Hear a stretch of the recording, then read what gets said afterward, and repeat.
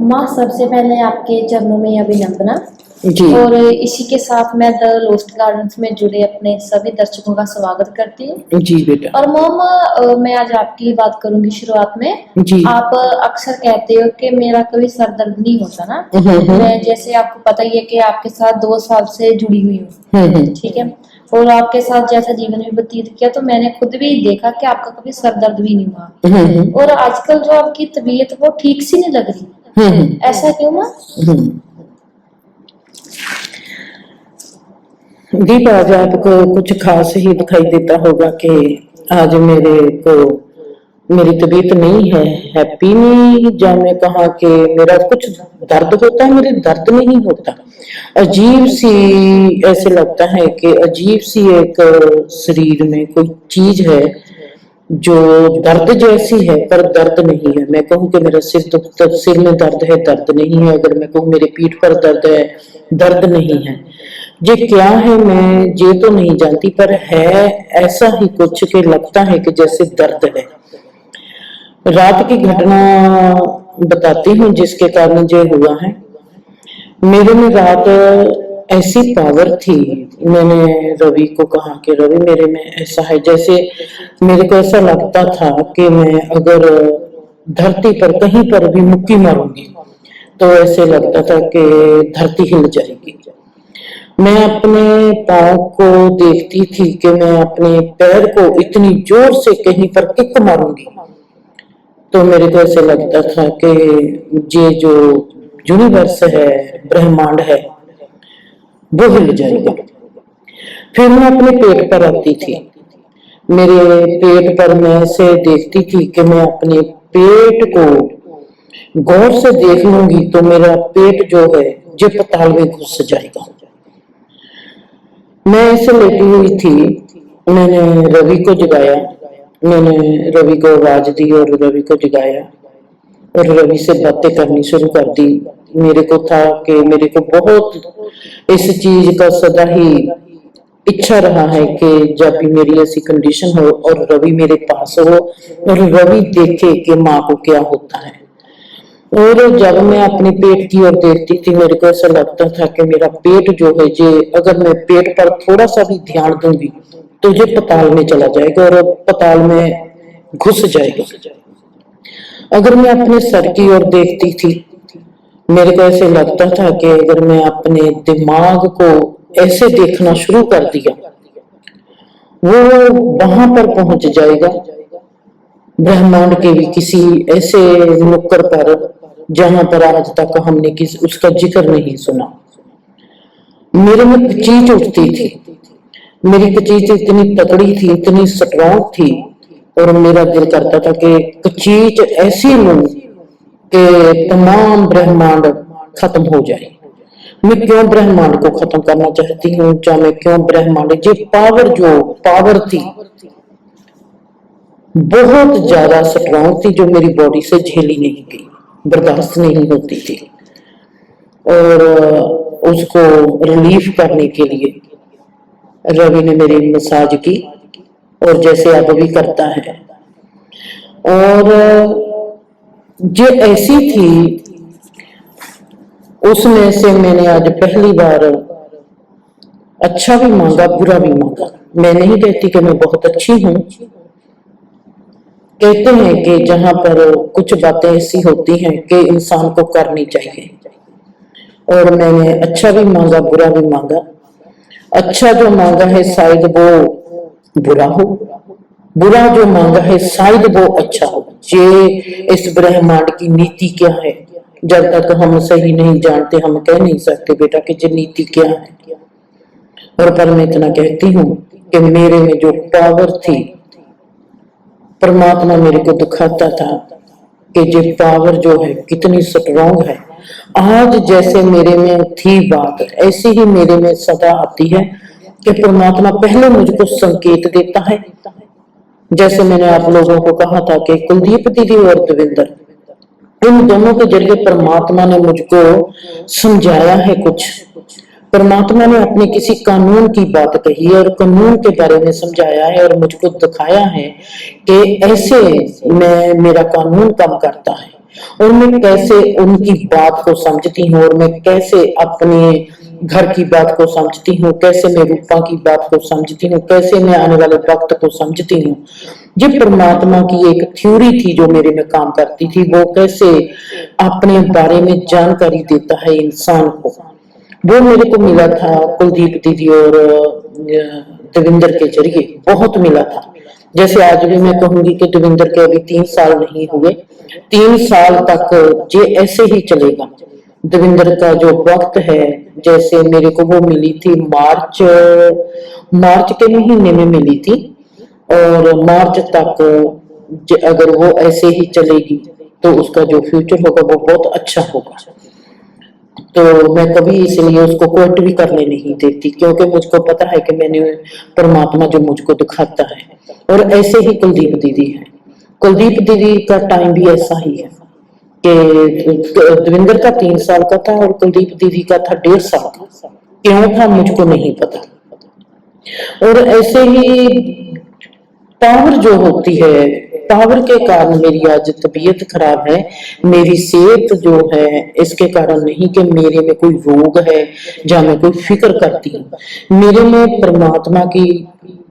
परमात्मा ने रात दिलेरी, बल, हिम्मत, मुझको इतना बलशाली बनाया हुआ था कि मेरे शरीर से वो झेला नहीं जाता था। इसलिए मेरे में ये बात है, जैसे मैं आपको लगती हूँ कि मैं बीमार हूँ। आज मैं तेरे को ऐसा मैं कह सकती हूँ दीप के मेरे को ऐसा लगता है कि मैं बहुत पावरफुल हूँ। माँ, आपकी बात से ही बात जो है मैं निकाल कर सवाल जो है पूछ रहा हूँ। कहते हैं कि कभी भी, एक तो कहते हैं कि कभी गरीब को मत छेड़ना नहीं चाहिए, क्योंकि गरीब अगर रोएगा तो उसकी जो है परमात्मा सुनेगा और उसको जड़ से उखाड़ देगा। एक बात है ना, अभी प्रोग्रामों में कहते हैं। मगर एक कहते हैं कि जो फकीर होता है उससे हमेशा दुआएं लेनी चाहिए।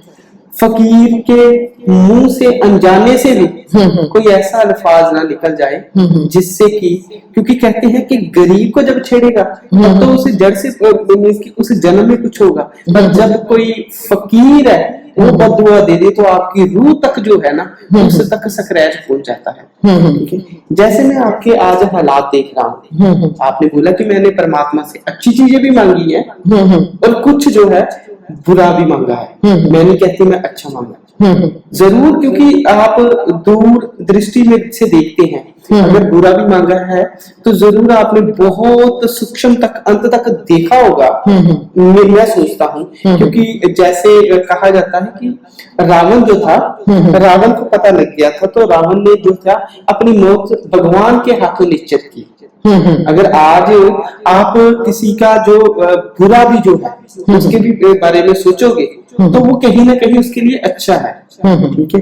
पर मेरे को ये बात जरूर समझाए कि हम कैसे जो है ये जाने कि ये जो व्यक्ति है, ये बंदा जो है फकीर है। आमतौर पर नहीं पता लगता, वेशभूषा से हम अंदाजा लगाते हैं। और दूसरा कि क्यों कहते हैं कि उनको नहीं छेड़ना चाहिए, उनको नहीं दुख पहुंचाना चाहिए।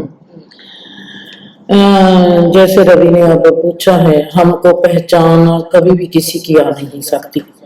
हम सोचेंगे कि हमने किसी फकीर की पहचान करनी है। इंसान अपने आप को सबसे अच्छा मानता है और अपने आप को ही सबसे अच्छा फकीर मानता है और अपने आप को ही सबसे अच्छा इंसान मानता है। इसलिए कोई भी किसी को पहचान ही नहीं सकता जब तक उसको अपनी पहचान नहीं आती। हम थोड़ा सा देख सकते हैं इंसान के स्वभाव को, वो स्वभाव भी हमको उसी वक्त दिखाई देगा अगर हम उसके साथ रहेंगे और उससे हमारी बोलचाल होगी और हम देखेंगे कि उसका व्यवहार कैसा है। जैसे मैंने सदा ही कहा कि अगर आपने फकीर का स्वभाव देखना है तो उसके स्वभाव को ही देखना पड़ेगा कि वो डील कैसे करता है। अगर उसकी डील आपकी समझ में आ गई तो आपको समझ आ जाएगी कि वो कैसा है। और स्वभाव देखना हमारी नीति नहीं है। स्वभाव में हम अपने आप को देखते हैं, स्वभाव हमको हमारा ही अच्छा लगता है और किसी का स्वभाव हमको अच्छा ही नहीं लगता।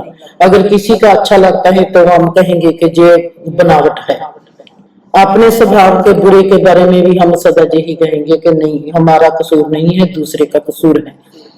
ये जो मन से जब हम देखते हैं तो हम कभी भी अच्छी एंड पर नहीं पहुंचते।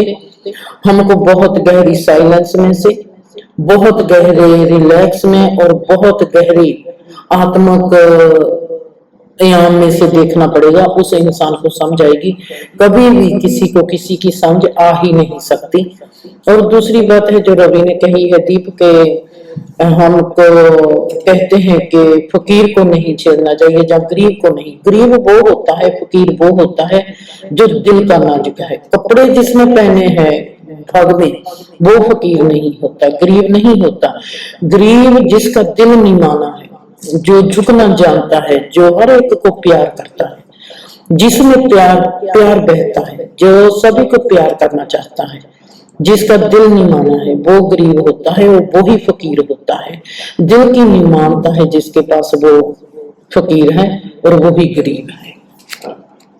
और मम जैसे रवि ने बात की ना कि अच्छे और बुरे की ना, आपने भी बताया कि इंसान अपने स्वभाव को देखता है। जी। क्या है वो उसमें भी कभी कभार ये नहीं ढूंढ सकता, जो मैं कहती हूँ ना कि कभी कभार खुद में इंसान अच्छा और बुरा नहीं समझ सकता। जी जी। ठीक है मम, इसमें फिर कहीं ना कहीं अहंकार की बात भी आ जाती है। ठीक है, तो फिर मम अहंकार क्या है और वो आता कहाँ से है? अहंकार के बारे में तो रवि भी बहुत अच्छा कल बोल रहा था, जहां पर मैं देखती थी कि रवि बोलता है अहंकार के बारे में। अहंकार जो है, मैंने अहंकार को कभी भी नहीं देखा है, कभी भी नहीं कहा कि क्रोध भी बुरा है या अहंकार भी बुरा है। हमको पहले देखना चाहिए कि नुकसान करने से पहले, अगर आपको क्रोध आता है दीप कभी भी किसी पर भी, हमको कमरे में बंद होना चाहिए, अपने आप में एक्चुअली बंद हो जाना चाहिए, अपने आप में देखना चाहिए कि मुझको क्रोध क्यों आता है। जहाँ हम कहते हैं कि ये हंकारी है, हमको तो सिर्फ हम ही नहीं माने लगते हैं, बाकी सब तमाम संसार हमको हंकारी ही दिखाई देता है। ये हंकार है क्या? हमने अपनी मैं को आकार दे दिया। ये जहां से ही बना है ओंकार, जहां से ही बना है निराकार, जिसका कोई आकार नहीं। जब हम अपने आप को आकार देते हैं वो अहंकार है, जब हम सृष्टि को आकार देते हैं तो वो ओंकार है, तो जब हम परमात्मा को आकार देते हैं तो वो निराकार है। जो तीनों ही बातें मेरी समझ में आती है। अहंकार जो है, हमने अपनी मैं को आकार दे दिया, अपने वजूद को आकार दे दिया कि ये मैं हूं और ये हमारे लिए अच्छा भी है। हर चीज जैसे जिंदगी में हमारे लिए अच्छी भी होती है और बुरी भी होती है। जो अहंकार है, अहंकार में इंसान अंधा हो जाता है और वो बुरा कर डालता है। अहंकार का फायदा भी होता है अगर हमारे में पॉजिटिव अहंकार है। मैं अपने आप में देखती थी सदा ही दीप, आपको मैंने कहा कि मेरे में अहंकार है, मैंने कल आपको सवाल कहा था दीप, मेरे में मैं आपको साबित कर सकती हूँ कि मैं मेरे से बड़ा अहंकारी कोई भी नहीं है। मैंने आपको ये ही कहा था। और मैं अपना अहंकार किसको मानती हूँ? क्या आप बता सकते हो कि मैं किसको मानती हूँ अहंकार अपना? क्योंकि ये एक सवाल है जिससे आपका मैम मुझे लगता है जैसे आपका पॉजिटिव एटीट्यूड है ना, जो आप उसे मानते हो और आप साबित भी कर सकते हो, और वो भी पॉजिटिव वे में। ठीक है मैम, फिर मेरा एक क्वेश्चन यहाँ पे और आता है, क्या अहंकार और ईगो एक ही चीज है या ये अलग अलग? नहीं, वो एक इंग्लिश में हम कहते हैं ईगो और उसको कहते हैं। कभी कभार हम आ जाता ना कि इंसान बोलता है कि इसमें तो अकड़ बहुत है। आकड़ बहुत है जी, वो भी अहंकार ही है। ठीक है। अब जैसे मैंने आपको कहा कि मैं आप साबित कर सकती हूँ कि मैं सबसे पॉजिटिव अहंकारी हूँ जी। मेरे जैसे मैंने बीबी ने मेरे को कहना कि लोगों ने, मेरे दोस्त लोगों ने कहना कि तुम, मेरे में नखरा बहुत था। लोगों ने कहना कि आप लिपस्टिक लगा लो, मेकअप कर लो। मैंने कहना नहीं, मैंने तो असली मेकअप करना है, मैंने तो असली कपड़े सुंदर पाने हैं, मैंने तो असली ये करना है जो कभी भी गुवाचे ना, जो कभी भी मेरे से खोए ना। मैं प्यार का गहना पाना चाहती थी और प्यार का ही दुपट्टा लेना चाहती थी, और मैं उस लिहाज से देखती थी। अगर रूपा ने 100 सूट ले लिया और मैं कहती थी मेरे को सूट का चाह नहीं था, मेरे को कपड़ों का ऐसा शौक नहीं था, मेरे को था कि मेरे पास प्यार का दुपट्टा हो, भरोसे का दुपट्टा हो, मेरे पास मेकअप हो, अगर हो भी तो मीठे बोल हो, मेरे पास गुरबानी हो, परमात्मा का नाम हो। मेरा एटीट्यूड जो था वो ज्यादातर, क्योंकि मैं परमात्मा को ही आइडल मानती रही हूँ और मैं किसी इंसान को आइडल नहीं मानती थी, ना ही मैं किसी पीर पैगंबर ऋषि मुनि को आइडल मानती थी। मेरा सीधा ही आइडल परमात्मा था। उसने इस क्रिएशन को रचा है और वो ही मुझको बताए कि उसने क्यों रचा है, उसने मुझको बनाया है, वो ही बताए कि उसने मुझको क्यों बनाया है। जो मेरा जो एटीट्यूड था, मैं इसको कहती हूँ कि मेरा पॉजिटिव एटीट्यूड था, और वो भी उस परमात्मा के आगे कि तुमने मुझको बनाया है ना, आकर बता मुझको कि मैं क्या हूँ। वो उसको मैं कहती हूँ कि ये मेरा अहंकार था, पॉजिटिव अहंकार कि तुमने मुझको बनाया है और तुझको भी समझाना पड़ेगा कि तुमने मुझको ऐसी क्यों बनाया है। और मैं अपने अहंकार को पॉजिटिव अहंकार मानती हूँ और मैं कहती हूँ कि ये मेरा अहंकार जो है पॉजिटिव अहंकार है और बहुत बड़ा और बहुत गहरा है, जिसने मुझको परमात्मा से मिलवाया। सो बेहद ही खूबसूरत जो था मैम ये प्रोग्राम था, आपका धन्यवाद।